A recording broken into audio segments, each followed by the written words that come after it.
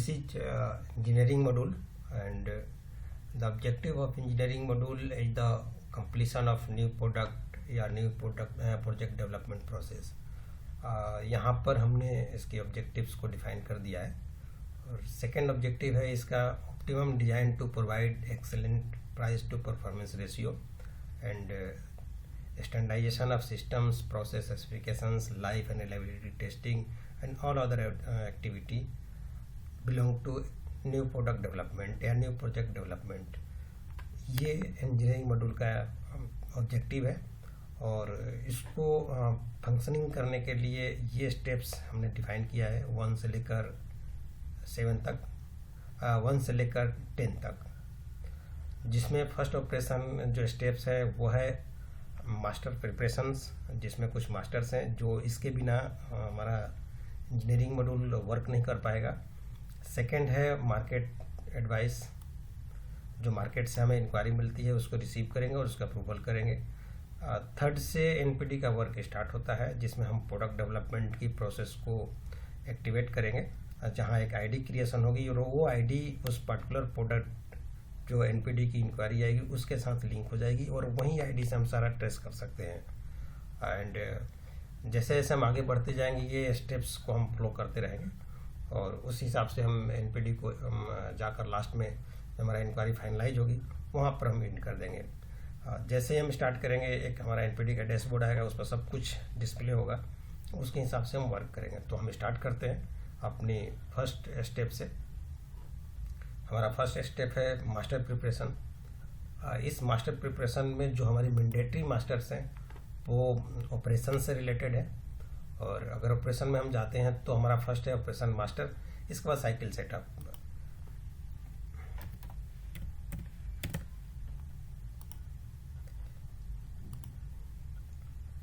इसमें जो राउटिंग है 10 नंबर की RHS एक राउटिंग हमने बनाई है, जिसका अभी हम लोग एनपीडी का वर्क देखेंगे।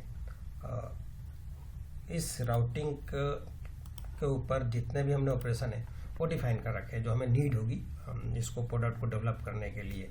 तो अप्रॉक्स 33 ऑपरेशन है जो यहाँ पर डिफाइन किया हुआ है, और हर ऑपरेशन का एक अपना साइकिल टाइम होगा। तो इसके साइकिल टाइम का सेटअप एक अगला हमारा मास्टर है जिसमें डिफाइन किया हुआ है। तो हम चलते हैं उसको भी देखते हैं। इसको मैं बंद करता हूँ। सेकेंड है हमारा ऑपरेशन साइकिल सेटअप।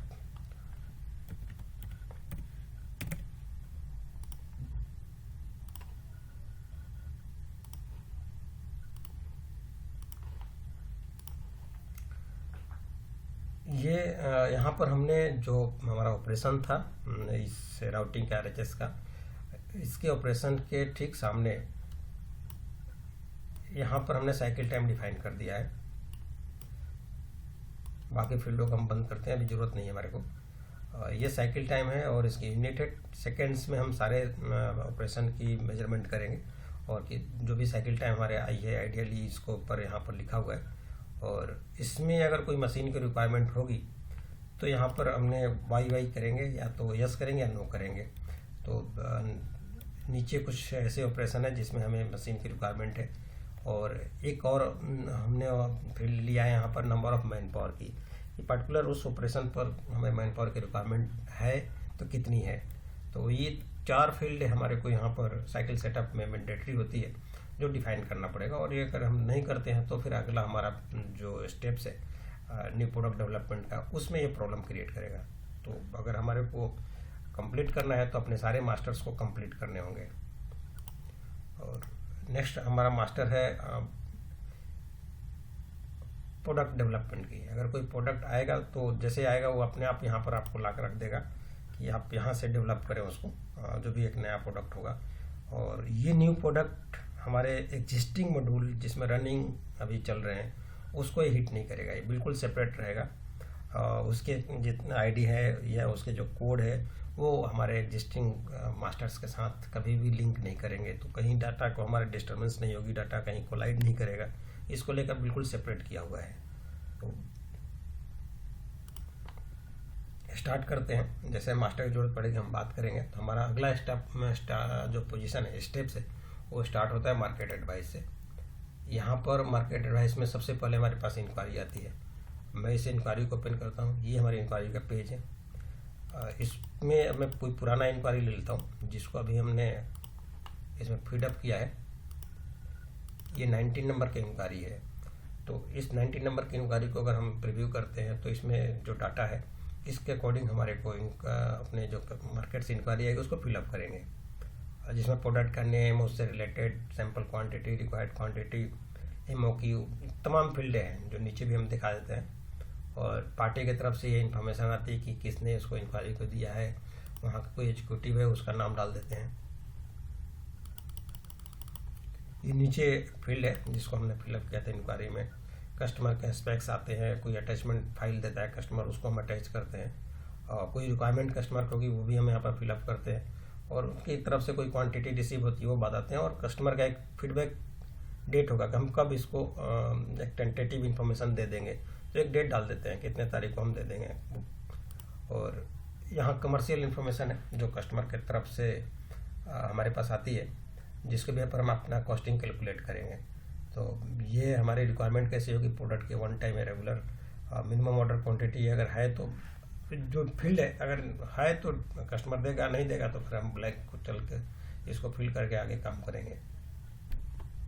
तो ये हमारी इंक्वायरी आ गई, और ये इंक्वायरी के बाद इस इंक्वायरी को अप्रूवल सिस्टम दिया हुआ है।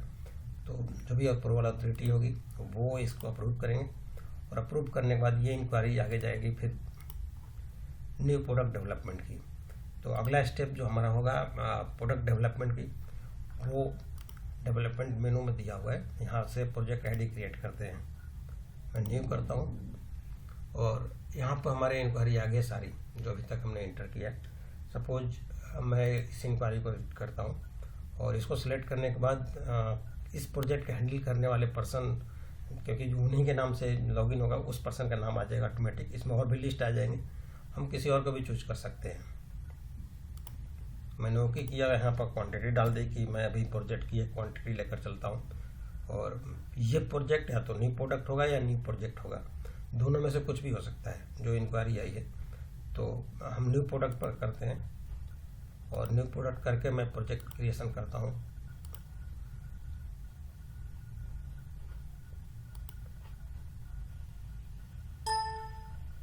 ये मेरा प्रोजेक्ट क्रिएट हो चुका है। तो मैं आगे इसको आगे बढ़ते हैं। यहाँ से हम इस प्रोजेक्ट को क्लोज भी कर देते हैं, अगर मान लीजिए कोई अननेसेसरी का आ गया और आगे नहीं जाना, गलत होगी मेरे से। और मैं यहाँ से इसकी रिपोर्ट भी देख सकता हूँ किसी भी इंक्वायरी की कि क्या आया था। सपोज मान लीजिए मैं इस इंक्वायरी का देखना चाहता हूँ 142 1 2 3 4 5।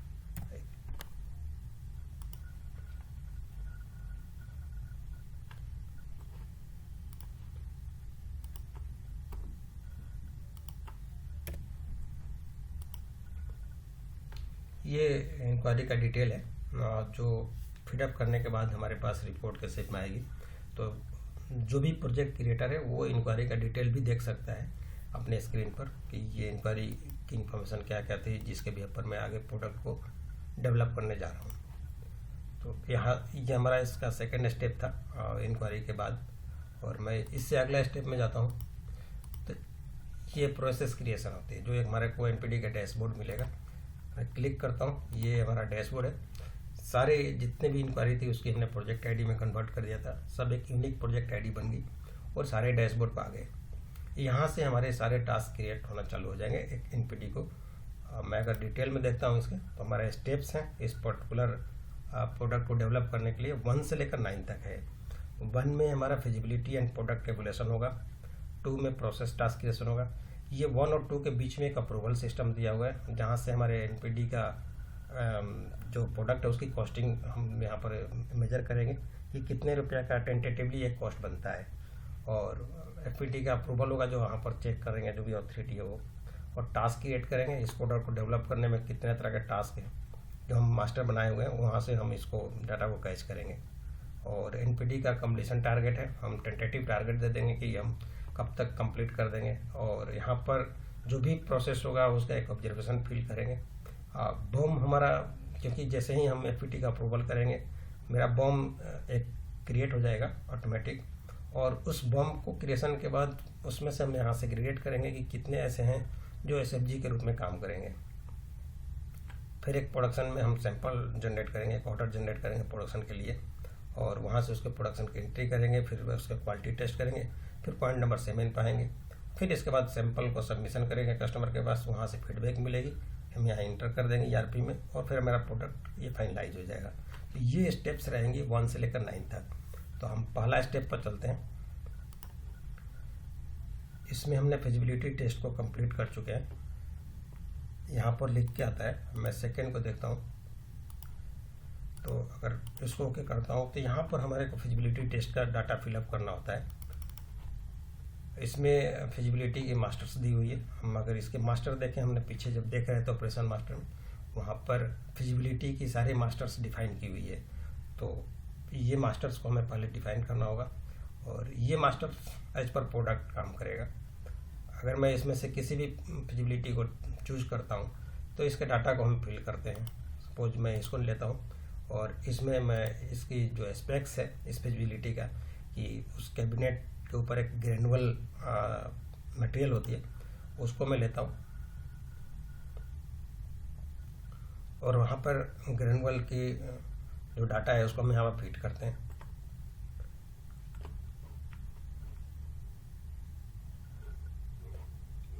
और इस तरह से फिजिबिलिटी के डाटा को हम फिलअप करते हैं। मैं इसको एक जो डाटा है जिसको हमने फीड किया है उसको एडिट करके देखते हैं। सपोज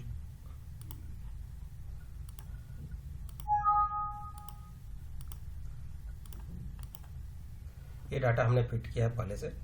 तो अगर इस प्रोडक्ट की देखें फिजिबिलिटी को, तो हमने यहाँ पर पहले अपने फिजिबिलिटी का जो नेम है वो लिया, उसके ऊपर केस का लगा था वो लिया, फिर बम का फैक्टर डाला, और बम में हमें क्या मेजर करना है, वेट में करना है, एरिया मेजर करना है, ये यहाँ पर हमने उसकी कैलकुलेशन का फैक्टर है वो डाल दिया। और जो फिजिबिलिटी है उसके यूनिट क्या होगी, जो नेम है ग्रेनुअल्स जो हम लेंगे उसका यूनिट क्या होगा, 1 kg डाल दिया, और कितनी क्वांटिटी लगेगी और कौन सा मटेरियल लगेगा। ग्रेनुअल्स में बहुत तरह के मटेरियल है हमारे, रॉ मटेरियल।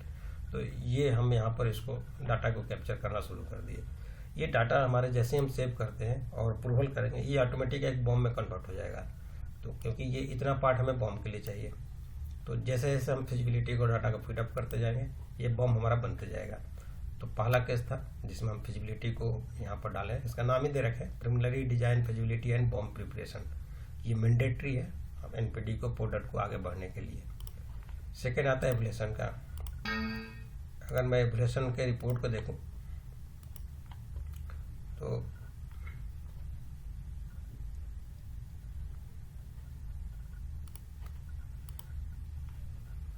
मैं इसका देखता हूं, ये इस तरह से डाटा को फिलअप करना होता है। जो डाटा शीट हमारे बनकर तैयार होती है, तो इसको फिल करने के लिए बेसिकली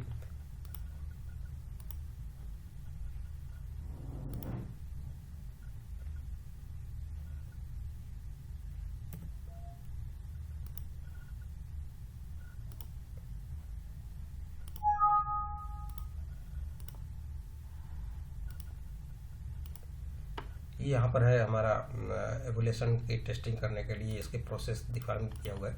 एक ही है जिसका नाम हमने दे रखा है सैंपल एवोल्यूशन, और जितने भी प्रोसेस थे, ऑपरेशन थे, उसमें से कौन सी ऑपरेशन ऐसी होगी जिसके ऊपर हम एवेल्युएट करेंगे। तो यहाँ पर हमने सैंपल एवोल्यूशन के नाम से एक ऑपरेशन दिया हुआ है, और इसमें मटेरियल कुछ नहीं लेना होता है, और हम यहाँ पर उसके सारे इन्फॉर्मेशन को शेयर करेंगे कि कितने कैरेक्टरिस्टिक्स है वो नीचे आ रही है कि पर्टिकुलर इस सैंपल एवोल्यूशन में हम क्या क्या मेजर करेंगे। तो आइटम का description, serial number, customer code, नीचे बहुत सारे हैं एज पर प्रोडक्ट। तो ये एक मास्टर है, 1 टाइम मास्टर है। अगर हम डेवलप कर देंगे तो जो भी न्यू प्रोडक्ट आएगी उसके हिसाब से हम डाटा को फिल्डअप करते चले जाएंगे, ये डाटा ऊपर चला जाएगा। तो इस तरह से जो यूजर है जो NPD का, वो अपना डाटा को फीडअप करेंगे एवोल्यूशन टेस्ट में, और एवोल्यूशन टेस्ट जब फिल हो जाएगी तो इसकी रिपोर्ट जब अप्रूवल अथॉरिटी है वो खुद ही देख लेगी। तो अगर हम वहाँ जाके देखते हैं, अब अगला स्टेप आता है, इसको 1.1 पे हाइड किया हुआ है क्योंकि ये अप्रूवल अथॉरिटी अलग से अप्रूव करती है। तो मेनू में दिया हुआ है, यहाँ पर अप्रूवल की मेनू है। डेवलपमेंट में अप्रूवल में गए, मैं ऑल करता हूँ, न्यू करता हूँ। इतने एनपीटी का जो प्रोजेक्ट है ये अप्रूवल के लिए वेट कर रहे हैं। तो मैं अगर फर्स्ट प्रोजेक्ट को देखूं और यहाँ पर एफपीटी का अप्रूवल करता हूँ फिजिबिलिटी टेस्ट की, तो दो तरह के हमारे यहाँ टेस्ट टाइप है, फिजिबिलिटी और रेगुलेशन। हम दोनों को रिपोर्ट को एक बार रिव्यू करते हैं। ये हमारा डिज़ाइन फिजिबिलिटी का टेस्ट रिपोर्ट है जो यूजर ने फिलअप किया था, और इसको फिलअप करने के बाद मैं अप्रूवल करूँगा तो हमारा बॉम्ब ऑटोमेटिक क्रिएट हो जाएगा इसकी बिहेव पर, नीचे तक है। सेकेंड आता है इसका एवोल्यूशन टेस्ट। अगर मैं इसको प्रीव्यू करता हूँ तो जो भी यूजर ने इस पर्टिकुलर प्रोडक्ट के लिए जो सैंपल एवोल्यूशन एक हमने डाल रखे थे प्रोसेस, उससे उस बंदे ने अपना डाटा फीडअप किया और उसमें कैरेक्टरिस्टिक्स हमने डिफाइन कर दिया था मास्टर्स के अंदर, और हर कैरेक्टरिस्टिक में उसने अपना एक ऑब्जर्वेशन डाला है कि मुझे आइटम डिस्क्रिप्शन में ये चाहिए, सीरियल नंबर ऐसा होना चाहिए। प्रोडक्ट एज पर प्रोडक्ट, जो भी प्रोडक्ट होगा उसका क्या एवोल्यूशन होगी, किस तरह के एस्पेक्ट्स बनते हैं, और सब कुछ डिपेंड करेगा उस प्रोडक्ट को डेवलप करने से रिलेटेड जो भी मास्टर्स होंगे उसके ऊपर। तो ये एक टेस्ट रिपोर्ट है, दो टेस्ट रिपोर्ट हमारे पास आएगी, फिजिबिलिटी एंड एवोल्यूशन का, और अप्रूवल अथॉरिटी इन दोनों को देखने के बाद यहाँ अप्रूव कर देंगे। कुछ रिमार्क्स डालेंगे तो ठीक है, नहीं तो अपना अप्रूवल कर देंगे।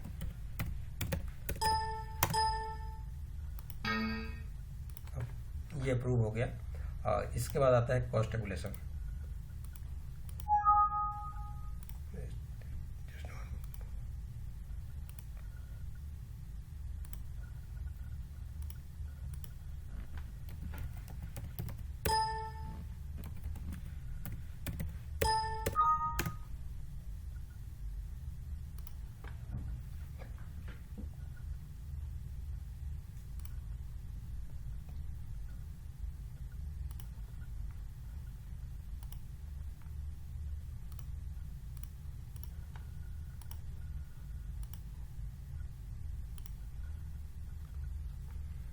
इस प्रोडक्ट की कॉस्टिंग जैसे हमने अप्रूव किया एवोल्यूशन को, मेरा एक बिल ऑफ मटेरियल रेडी हो गया, और उस बिल ऑफ मटेरियल के अकॉर्डिंग मुझे सारा डाटा यहाँ कॉस्टिंग के लिए आ गई, और पीछे से जो भी कॉस्टिंग इंक्वायरी पर जो इन्फॉर्मेशन आई है वो भी कॉस्टिंग के सामने प्रेजेंट हो गया। उसके क्या इन्फॉर्मेशन थी, पेमेंट टर्म्स क्या थे, और डिस्पैच के लिए कोई इन्फॉर्मेशन हो ये यहाँ पर आ जाती है। पैकिंग से रिलेटेड अगर इंक्वायरी में आई है इन्फॉर्मेशन तो आ जाती है कैलकुलेशन करने के लिए, और कमर्शियल कोई इन्फॉर्मेशन जिसको हम लोग देख रहे थे इंक्वायरी में अगर उन्होंने डाला होगा तो यहाँ आ जाता है कि उसमें क्या क्या रिक्वायरमेंट थी, हमारे पास मिनिमम ऑर्डर क्वांटिटी कितनी थी, उसके बिहेव पर हम थोड़ा कॉस्टिंग को बेटर कर पाएंगे। बात ये सेकेंड कि इसकी कॉस्ट को कैलकुलेट करने का, तो यहाँ एक बटन दिया हुआ है कॉस्ट एजुकेशन, मैं इसको क्लिक करता हूँ तो ये इसकी कॉस्ट को कैलकुलेट करके लाएगा, सिस्टम खुद हमारा लेके आता है।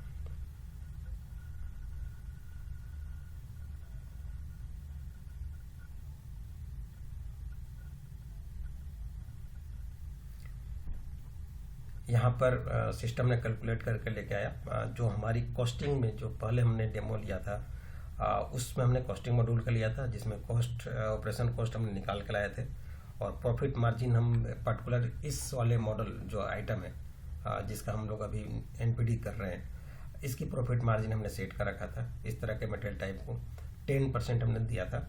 तो एज पर बॉम मेरा बॉम की कॉस्ट 17.43 रुपीज़ होती है, और प्रॉफिट मार्जिन 10 के हिसाब से 2 रुपीज़ होता है, और ऑपरेटिंग कॉस्ट हम कॉस्टिंग मॉड्यूल में सेट कर चुके थे अपने सारे कैलकुलेशन के हिसाब से, तो 3 रुपीज़ की ऑपरेटिंग कॉस्ट होती है हमारी। तो टोटल मिलाकर मेरा 22.47 रुपीज़ आती है। कुछ एडिशनल्स अगर हमारे को इसके साथ ऐड ऑन करना है ये कमर्शियल इंफॉर्मेशन के साथ, तो और भी कॉस्ट ऐड करके हम उनके कोटेशन सेंड कर सकते हैं। तो नीचे हमारे पास वो सारे बॉम के डाटा आ गए। अब इसमें एक पॉइंट हमने दे रखा है कंपेरिजन करने का, चाहे तो इसकी हम कंपेरिजन अपने पुराने किसी डाटा सीट्स के थ्रू कर सकते हैं अगर नीड होगी तो, और नहीं तो फिर हम इसको सेव कर देते हैं। सेव करते ही मेरा एक कॉस्टिंग भी अप्रूवल हो गया, ये मेरा कॉस्टिंग अप्रूवल हो गया। और अगला स्टेप हमारे आता है इस कॉस्टिंग अप्रूवल के बाद इसकी कोटेशन देने की।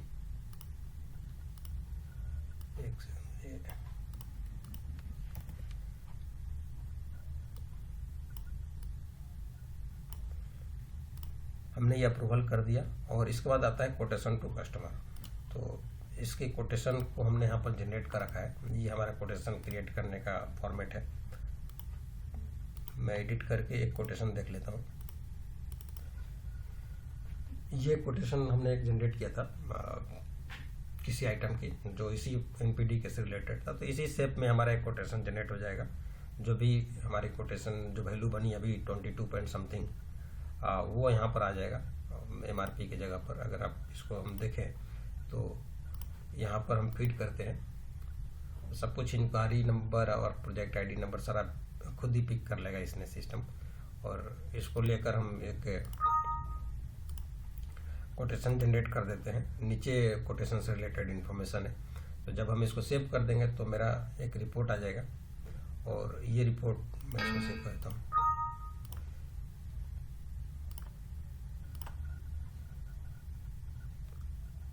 ये हमारा कोटेशन का फॉर्मेट है जो कस्टमर के हम पीडीएफ बनकर रेडी होकर चला जाएगा बाई मेल। तो नीचे भी इंफॉर्मेशन है। हम इसको थोड़ा सा और कस्टमाइज कर सकते हैं अगर एडिशनल इसमें कुछ इन्फॉर्मेशन चाहिए तो। नीचे कुछ टर्म्स एंड कंडीशन है, तो एज पर कंपनी अपना ये सेट कर सकते हैं। और कोटेशन कस्टमर के जाने के बाद अगला जो हमारा स्टेप होता है वो एनपीडी को वापस डैशबोर्ड पर आते हैं। ये डैशबोर्ड है हमारी। यहाँ से अगर मैं पॉइंट की बात करूँ तो पॉइंट नंबर 2 हमारे लिए पेंडिंग है। अब पॉइंट 2 पर अगर हम फोकस करें तो इतने सारे हमारे टास्क हैं जो इस एनपीडी को डेवलप करने में लगेगा। तो इन सारे टास्क को फिलअप करना पड़ेगा। और ये फिलअप फर्स्ट टाइम जो एनपीडी का एडमिन है वो भरकर किस यूजर को क्या टास्क देना है वो दे देंगे और यूजर इसके ऊपर अपना एक्टिविटी चालू करेगा। तो मैं एक एग्जांपल के लिए किसी एक टास्क को देखता हूँ, एक प्रोजेक्ट आईडी को देखता हूँ जिसमें हमारी डाटा फिटअप की गई है। सपोज मैं इसका देखता हूँ। ये एक आईडी थी 9 नंबर की। इसके डाटा को हमने फिल किया था जो हमारे यूजर ने फिटअप किया था। तो उसमें बहुत सारे प्रोसेस के बीच में उसने सिर्फ 10 प्रोसेस को इस एनपीडी के लिए, इस प्रोडक्ट जो 9 नंबर का प्रोजेक्ट आईडी है उसके लिए उसने रेडी किया। और कब स्टार्ट करना है और कब एंड करना है उसने यहाँ डिफाइन कर दिया।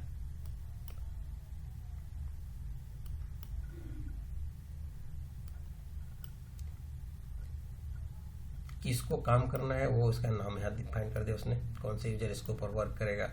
और उसकी फिजिबिलिटी में कुछ ऐसा कुछ पॉइंट होगा तो कर देगा। उसने कुछ अटैचमेंट भी कर रखा है बीएमपी में, ये सर्वर के आईपी है तो वहाँ से डाटा पिक करेगा वो।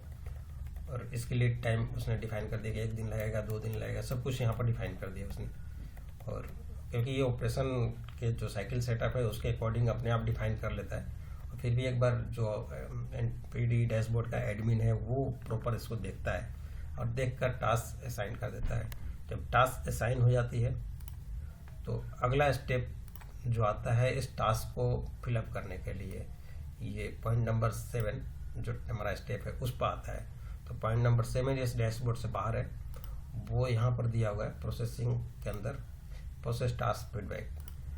यहाँ पर यूजर अपने टास्क को फिल करता है। मैं सारे डिपार्टमेंट के ले लेता हूँ। ये 9 नंबर के मेरे प्रोजेक्ट आईडी है। मैं नेक्स्ट करता हूँ। यहाँ पर इसको टास्क फिलअप करता है बंदा जो भी इसके यूजर है। इसका यूजर का नाम दिया हुआ है, टास्क हैंडल दिस पर्सन कर रही है। और यहाँ एक्टिव कर दिया और फीडबैक में मैं ओके डालकर सेव कर देता हूँ। तो मेरा ये टास्क इसकी कंप्लीट हो गई। तो टास्क कंप्लीट हो जाती है तो अगला स्टेप में फिर वापस हम एनपीडी का डैशबोर्ड पाता है और यहाँ से हम 3, 4, 5, 6 3 स्टेप्स को कैप्चर करेंगे। तो अब जो मेरा तीसरा स्टेप्स है न्यू प्रोडक्ट का कंप्लीशन टारगेट, मैं यहाँ टारगेट सेट कर देता हूँ कि मुझे कितने तारीख को देना है, इस सैंपल को कब देना है। तो अगर मैं इसको बैक डेट में कर देता हूँ और यहाँ पर डाल दिया इसको 9 और सेव कर दिया, तो ये मेरा डिसेबल हो गया क्योंकि मैंने इसको टास्क को कंप्लीट कर दिया। अगला स्टेप है हमारा प्रोसेस ऑब्जर्वेशन फिलअप। जो भी टास्क है उसके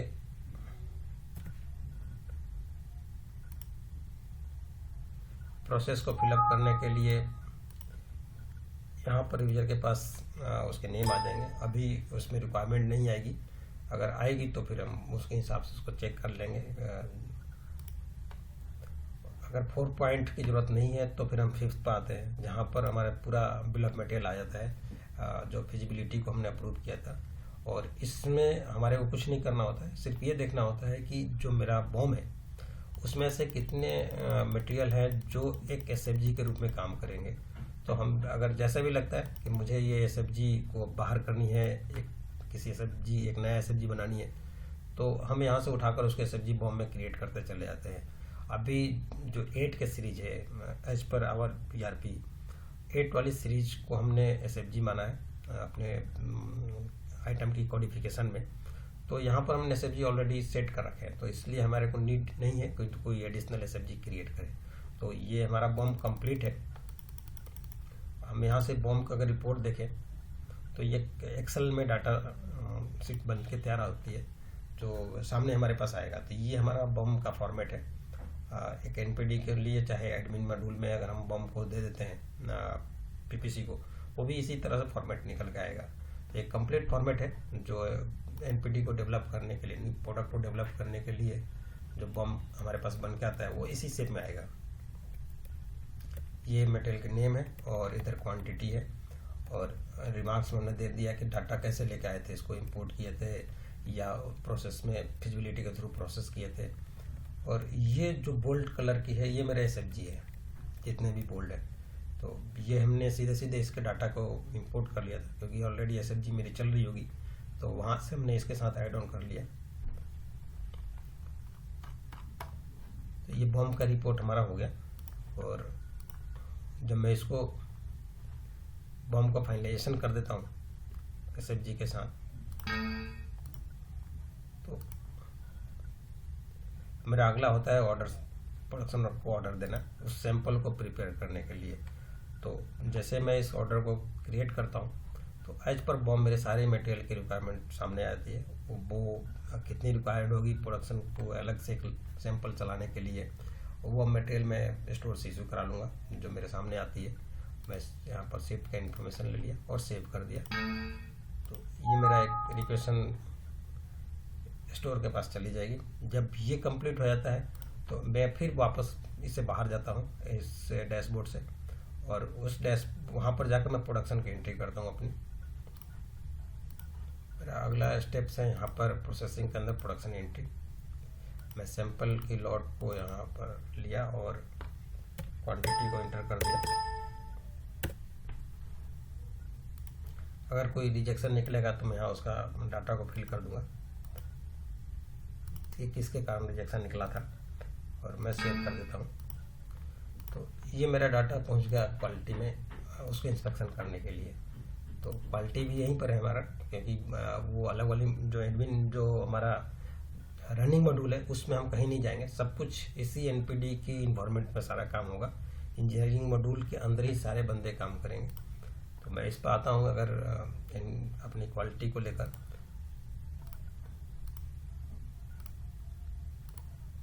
तो यहाँ पर डाटा मेरा आ गया। अगर मुझे क्वालिटी का डिटेल्स डाटा को फिलअप करनी है इंस्पेक्शन की, तो इसके सारे मास्टर्स को भी हमें फिर दोबारा बनाना पड़ेगा जो क्वालिटी से रिलेटेड है। कि अगर मुझे इलेक्ट्रिकल का डाटा मेजर करना है तो उसकी क्या एस्पेक्ट्स होगी, मैकेनिकल के डाटा को मेजर करना है तो क्या एस्पेक्ट्स होगी, कोई सोल्डरेबिलिटी से रिलेटेड करना है तो क्या होगी। तो जो क्वालिटी को मेजर करने के लिए भी हमारी एक मास्टर होगी, और उस मास्टर के अकॉर्डिंग हम सारे पैरामीटर्स को फिट करेंगे। और जब फिट कर लेंगे कि इसमें ये पैरामीटर है, इतना मिनिमम वैल्यू, रिक्वायर्ड वैल्यू जितने भी थी हमारी, सारे हम डाटा को फिट कर देंगे और इसके बाद सेव कर देते हैं। अगर नहीं है तो हम इसी को सेव कर देते हैं। तो सेव करने के बाद मेरा एक डाटा क्वालिटी का एक टेस्ट रिपोर्ट ऑटोमेटिक जनरेट होकर आ जाएगी। तो जब ये मेरा टास्क कंप्लीट हो जाता है तो मैं वापस आता हूँ अपने डैशबोर्ड पर वापस। ये मेरा डैशबोर्ड है। तो एनपीडी के डैशबोर्ड में मेरा ये टास्क कंप्लीट हो गया, प्रोडक्शन एंट्री वाली, और फाइनल इंस्पेक्शन भी मेरा ख़त्म हो गया। तो मेरा बचा अब 7, 8, 9 3 पॉइंट रह गए। ये 3 पॉइंट है सैम्पल सबमिशन। ये सैम्पल सबमिशन को मैं क्लिक करता हूँ तो यहाँ पर जैसे ही मैं कस्टमर को सैंपल सबमिट करता हूँ उसमें एक टेस्ट रिपोर्ट का भी इंफॉर्मेशन है कि एफक्यूसी का टेस्ट रिपोर्ट हम उसे दे रहे हैं और एफक्यूसी का नंबर यहाँ पर आ जाएगा अगर मेरे पास इससे रिलेटेड होगा। और कोई और कमेंट्स लगाना डाल देंगे, कोई अटैचमेंट करना है वो भी हम डाल देते हैं और मैं इसको सेव कर देता हूँ। तो जैसे मैं सेव करते हैं ये एक रिपोर्ट होगा जो जनरेट होकर सामने आ जाएगा और इसके बाद कस्टमर का फीडबैक है जो वापस हमें आएगा कस्टमर की तरफ से, वो हमें इंटर करना होगा इसमें। जब मैं उसको इंटर कर देते हैं तो हमारे ये कस्टमर का फीडबैक का टास्क कंप्लीट हो जाता है। मैं इसको सेव कर देता हूँ। कस्टमर ने ये प्रोडक्ट को अप्रूव कर दिया है और फीडबैक की तरफ से एक क्वांटिटी मिली है। कोई फीडबैक का रिपोर्ट आया है तो उसका अटैचमेंट डाल देंगे। मैं फिलहाल तो मैं नो कर देता हूँ और मैं सेव कर दिया। तो ये मेरा कंप्लीट हो जाता है इसका और लास्ट बनता है मेरा फाइनलाइजेशन। तो मैं यहाँ से सीधे सीधे अपने प्रोजेक्ट को फाइनलाइज कर देता हूँ कि ये मेरा प्रोजेक्ट कंप्लीट हो गया। मैं अपनी इन्फॉर्मेशन डिजाइन को दे देता हूँ। सेल्स जो ऑर्डर है सेल्स ऑर्डर कस्टमर के पीओ की तरफ से अगर मिल जाता है उसी समय जब फाइनलाइजेशन से पहले तो मैं टिक कर देता हूँ, नहीं तो सेल्स पर्सन उसको ऑर्डर को लेके आएंगे। और कोई इन्फॉर्मेशन जो भी है इसका सारा इन्फॉर्मेशन ऑटोमेटिक ERP प्लानिंग को दे देगा और कुछ जो कमर्शियल इन्फॉर्मेशन है वो फाइनेंस को दे देगा। और कोई अटैचमेंट है वो मैं डाल अगर मेरे को मिला है फाइनलाइजेशन करते समय तो मैं यहाँ पर यस करके उस अटैचमेंट को डाल देता हूँ। तो मैंने सेव कर दिया। तो ये मेरा पूरा का पूरा प्रोडक्ट फाइनलाइज हो गया। अब इस प्रोडक्ट से रिलेटेड जितने भी रिपोर्टें हैं वो सारे रिपोर्ट मेनू में दिया हुआ है और इस डैशबोर्ड पर भी है। अगर मैं मुझे इसका रिपोर्ट देखना है कि मुझे हमारे टास्क क्या क्या कैसे कैसे कंप्लीट हुए तो एक रिपोर्ट है हमारा APQP advance product quality planning. इसकी टाइमिंग चार्ट है।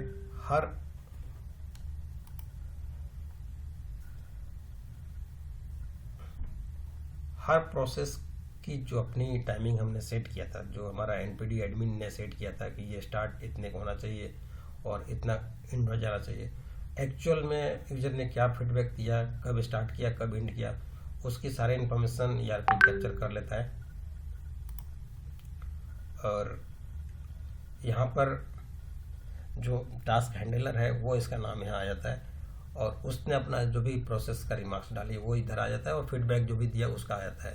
तो लास्ट में हमारे पास कितने दिन में उसने कंप्लीट किया वो पेंडिंग्स यहाँ दिखती है। जैसे -1 मीन्स बिफोर कर लिया था जो भी हमने उसको टारगेट दिया था। यहाँ पर हमारा टारगेट था 19 जून का और उसने 18 जून को ही कंप्लीट कर लिया था। जो प्लस में जो डेट है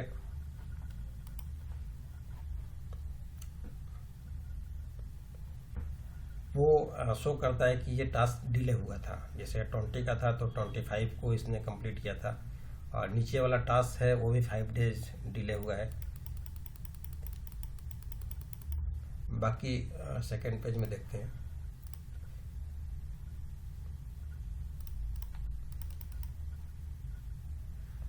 तो ये टास्क की स्टेटस है। अभी तो मेरा पुराना डाटा है इसलिए बहुत दिन का दिखा रहा है। तो जो भी है इस रिपोर्ट के ऊपर हमारे पास एक कंप्लीट इन्फॉर्मेशन आए थे APQP से और हम अपने पूरे टास्क को मॉनिटर करते हैं इसी APQP के थ्रू और डैशबोर्ड पर सारे इन्फॉर्मेशन विजुअल रहते हैं। और इससे रिलेटेड एडिशनल और भी इन्फॉर्मेशन हमारे को चाहिए तो इस रिपोर्ट में सारा कुछ हमारा रहता है कि क्या डेवलपमेंट के क्या स्टेटस है, हमारे पास कितने बैलेंस डेवलपमेंट है, प्रोसेस का डेवलपमेंट क्या चल रहा है।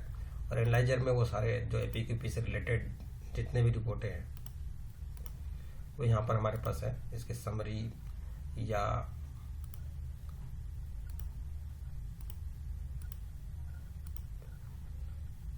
ये APQP का स्टेटमेंट है जो भी हम लोग देख चुके थे। APQP का समरी होगा। अप्रूवल में हमने फिजिबिलिटी का टेस्ट रिपोर्ट है, एवोल्यूशन का टेस्ट रिपोर्ट है। तो अगर हम किसी का भी फिजिबिलिटी देखें तो यहाँ पर जितने भी हमने फिजिबिलिटी की होगी सबका टेस्ट रिपोर्ट यहाँ आ जाता है। तो कभी भी हम इसको देख सकते हैं। कोई फाइल अभी हमारे पास अटैच है उसके सारे को हम प्रीव्यू कर सकते हैं। तो ये जितने भी इंजीनियरिंग मॉड्यूल से रिलेटेड रिपोर्ट है वो सारा रिपोर्ट मेनू में है। यहाँ से हम सारे रिपोर्टों को रीड कर सकते हैं। तो ये हमारा NPD का जो कंप्लीट टास्क है 1 से लेकर 10 तक, ये इस डैशबोर्ड पर जितने भी स्टेप्स दिए हैं उसके थ्रू ये कंप्लीट हो जाता है और प्रोडक्ट को हम प्लानिंग के लिए हैंड ओवर कर देते हैं। ये इंजीनियरिंग मॉड्यूल का यहाँ पर हम पूरे प्रोसेस को एंड करते हैं और इसको आप क्लोज कर देते हैं। Okay and thank you.